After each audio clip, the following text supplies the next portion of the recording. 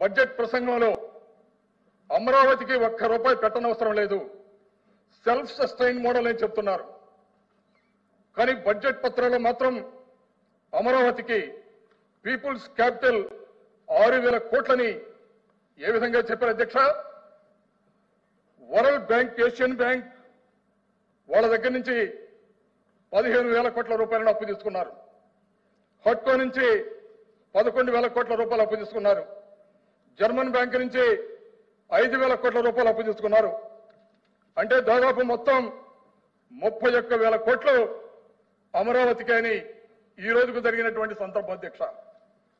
అంతేకాకుండా ఈ కూటమి ప్రభుత్వం ఏర్పాటైన తరువాత చేసినటువంటి అప్పు చూస్తే జూన్ 24వ తారీఖున 6,000 కోట్లు, జూలై 10,000 కోట్లు, ఆగస్టులో 3,000 కోట్లు, సెప్టెంబర్లో 4,000 కోట్లు, అక్టోబర్లో 6,000 కోట్లు, నవంబర్లో 4,000 కోట్లు, డిసెంబర్లో 9,237 కోట్లు, ఫిబ్రవరిలో 700 కోట్లు ఈ విధంగా అప్పు చేశారు అధ్యక్ష.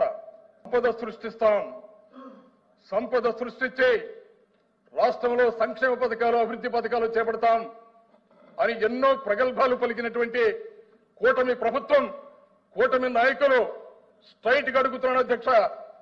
సంపద సృష్టించడం అంటే అప్పులు చేసి రాష్ట్ర ప్రజానీకం మీద అధిక భారం మోపడం అధ్యక్ష. సమాధానం 5 కోట్ల మంది ప్రజానీకానికి చెప్పవలసినటువంటి బాధ్యత కూటమి ప్రభుత్వమేనని కూడా ఈ సందర్భంగా మనవి చేస్తున్నాను అధ్యక్ష. ఎంత ఘోరమైనటువంటి వైఫల్యాలంటే బడ్జెట్ లో మీరు మాట్లాడినటువంటి మాటలకి, ఎన్నికల సందర్భంగా మీరు చెప్పినటువంటి విషయాలకి ఏమాత్రం పొందడం లేకుండా సత్యదూరమైనటువంటి విషయాలు మాట్లాడుతూ ఎన్నికల సందర్భంలో ప్రజల్ని రెచ్చగొట్టి అనేకమైనటువంటి వాగ్దానాలు ఇచ్చి ప్రజల్ని మభ్యపెట్టి ఇవాళ మీరు బడ్జెట్ లో గడిచినటువంటి బడ్జెట్ కానీ ఈ బడ్జెట్ లో కానీ మీరు చేసినటువంటి సందర్భాలు ఒక్కసారి సభ దృష్టిలో పెట్టవలసినటువంటి బాధ్యత మా మీద ఉంది అధ్యక్ష. సూపర్ 6 పథకాల్లో మొట్టమొదటిగా ఆడబిడ్డ నిధి. ఇవాళ మంత్రులుగా ఉన్నటువంటి వ్యక్తులు సైతం గౌరవ మంత్రివర్యులు ఆ రోజు ఎన్నికల సందర్భంలో ప్రతి ఇంటికి తిరిగి మీ బిడ్డలు ఇంట్లో ఎంతమంది ఉన్నా కూడా ఒక్కొక్కరికి 15,000 అని ఊరూరా తిరిగి అక్కడికి వస్తున్నాం సార్, ఊరూరా తిరిగి డప్పు కొట్టారు అధ్యక్ష. రాష్ట్రంలో దాదాపు 1,60,00,000 మంది ఉన్నారు. ఇవాళ సంవత్సరానికి 28,800 కోట్ల రూపాయలు సంవత్సరానికి బడ్జెట్ కేటాయించవలసినటువంటి బాధ్యత ఉంది అధ్యక్ష. కానీ గడిచిన బడ్జెట్ లో మీ కేటాయింపు 0. ఈ బడ్జెట్ లో మీ కేటాయింపు 0. అంటే 2 సంవత్సరాల్లో కలిపి 57,600 కోట్ల రూపాయలు రాష్ట్ర ప్రజలకు ఇచ్చినటువంటి వాగ్దానాన్ని ఎగనమ్మ పెట్టారన్న విషయాన్ని సమాధానం మీరు చెప్పాల్సినటువంటి బాధ్యత మీ కూటమి ప్రభుత్వానికి, మీ ముఖ్యమంత్రి చంద్రబాబు నాయుడు గారికి బాధ్యత ఉందా లేదో చెప్పాలి అధ్యక్ష. అలాగే ఉచిత బస్సు అధ్యక్ష. ప్రక్క రాష్ట్రంలో చూసి వాత పెట్టుకున్నట్లు కర్ణాటక, తెలంగాణ రాష్ట్రాల్లో ఏ విధంగా జరిగిందని ఆలోచన కూడా లేకుండా రాష్ట్రంలో ఉన్నటువంటి మహిళలందరికీ కూడా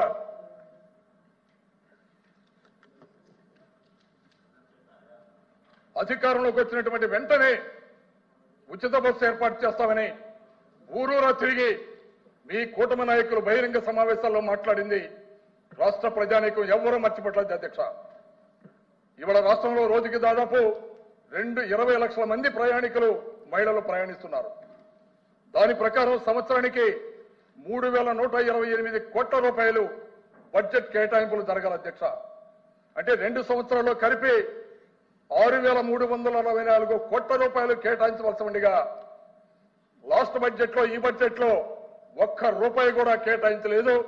రాష్ట్ర ప్రజానీకానికి 6,340 కోట్ల రూపాయలు 0 పెట్టి ఎగనామం పెట్టారని కూడా ఈ సందర్భంగా మనవి చేస్తున్నాను అధ్యక్ష. అలాగే నిరుద్యోగ భృతి అధ్యక్ష.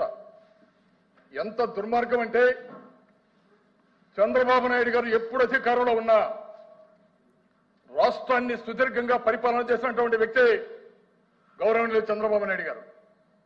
ఆయన ఎప్పుడు అధికారంలో ఉన్నా నిరుద్యోగ యువతని మోసపూరితమైన మాటలు చెప్తూనే ఉన్నారు అధ్యక్ష. ఎన్నికల సందర్భంగా రాష్ట్రంలో ఉన్నటువంటి నిరుద్యోగులకి వారు ఇచ్చినటువంటి హామీ అధ్యక్ష, 20 లక్షల ఉద్యోగాలు కల్పిస్తాం, ప్రభుత్వం వచ్చిన వెంటనే, లేకపోతే నిరుద్యోగ భృతి ఒక్కొక్కరికి 3,000 రూపాయలు ఇస్తాం. ఈ రోజుకి 9 నెలలు దాటింది అధ్యక్ష. సూటిగా అడుగుతున్న ఈ రాష్ట్రంలో ఉన్నటువంటి నిరుద్యోగులకి దాదాపు 80 లక్షల మంది నిరుద్యోగులు అధ్యక్ష. ఏ ఒక్కరికైనా సరే నిరుద్యోగ భృతిని ₹1 కల్పించారు అధ్యక్ష. దీనికి సమాధానం చెప్పాల్సినటువంటి బాధ్యత ముఖ్యమంత్రికి కానీ కూటమి నాయకులకు కానీ లేదా అధ్యక్ష. ఇవాళ రాష్ట్రంలో ఉన్నటువంటి నిరుద్యోగులు ఎదురు చూస్తున్నారు అధ్యక్ష. ఎప్పుడు మీరు 3,000 రూపాయలు ఇస్తారని. లాస్ట్ బడ్జెట్ లో, ఈ బడ్జెట్ లో పెద్ద సున్నా పెట్టి ఎగనామం పెట్టినటువంటి సంగతి మరొక్కసారి గుర్తు చేస్తున్నారు అధ్యక్ష. దీపం పథకం అధ్యక్ష, రాష్ట్రంలో దాదాపు 58 లక్షల మంది దీనికి అర్హులైనటువంటి ప్రజానీకం ఉన్నారు. సంవత్సరానికి 4,000 కోట్ల రూపాయలు బడ్జెట్ లో కేటాయించవలసినటువంటి బాధ్యత దీనికి ఉంది. ఈ సంవత్సరం కేవలం 2,601 కోటి మాత్రమే కేటాయించారు అధ్యక్ష. అంటే బడ్జెట్ లో సంపూర్ణమైనటువంటి బడ్జెట్ దీనికి కేటాయింపులు జరపకుండా 1,399 కోట్ల రూపాయలు ఈ బడ్జెట్ లో కోత విధించారు అధ్యక్ష. గడిచిన సంవత్సరం కూడా కేవలం 1 సిలిండర్ మాత్రమే ఇచ్చి 3 సిలిండర్ల మాట తప్పి ఈ సంవత్సరం కూడా అసంపూర్ణమైనటువంటి బడ్జెట్ పెట్టి ఎంతమందికి సిలిండర్లు ఇస్తారో కూడా చెప్పలేనటువంటి పరిస్థితిలో ఈ ప్రభుత్వం ఉంది అధ్యక్ష. 2 సంవత్సరాలకి కలిపి దాదాపు 4,713 కోట్ల రూపాయలని యజ్ఞనామా పెట్టారనే సందర్భాన్ని కూడా ఈ సందర్భంగా గుర్తు చేస్తున్నాడు అధ్యక్ష. అలాగే తల్లికి వందనం అధ్యక్ష, 24.70 లక్షల మంది అర్హులైనటువంటి తల్లులు ఈ రాష్ట్రంలో ఉన్నారు.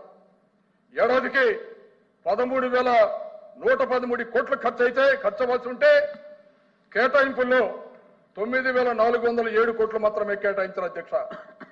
ఎందుకని మరి సంపూర్ణమైనటువంటి బడ్జెట్ ప్రవేశపెట్టలేకపోయారు? ఎన్నికల సందర్భంలో మీరు అన్నారు అధికారంలోకి వచ్చినటువంటి వెంటనే సంపూర్ణంగా అమలు చేస్తాం సూపర్ 6 అని. ఎందుకని బడ్జెట్ కేటాయింపులు మీరు కేటాయించలేకపోయారు? కేవలం 9,407 కోట్లు మాత్రమే బడ్జెట్ కేటాయింపులు చేశారు. దీనిలో కోత 3,706 కోట్ల అధ్యక్ష. అంటే 2 సంవత్సరాల్లో కలిపి 16,819 కోట్ల రూపాయలని యజ్ఞనామం పెట్టారు అధ్యక్ష. దీనికి సమాధానం చెప్పాల్సినటువంటి బాధ్యత ఈ రాష్ట్రంలో ఉన్నటువంటి ప్రతి తల్లి మీద ఈ ప్రభుత్వానికి ఉందని కూడా ఈ సందర్భంగా మనవి చేస్తున్నాను అధ్యక్ష.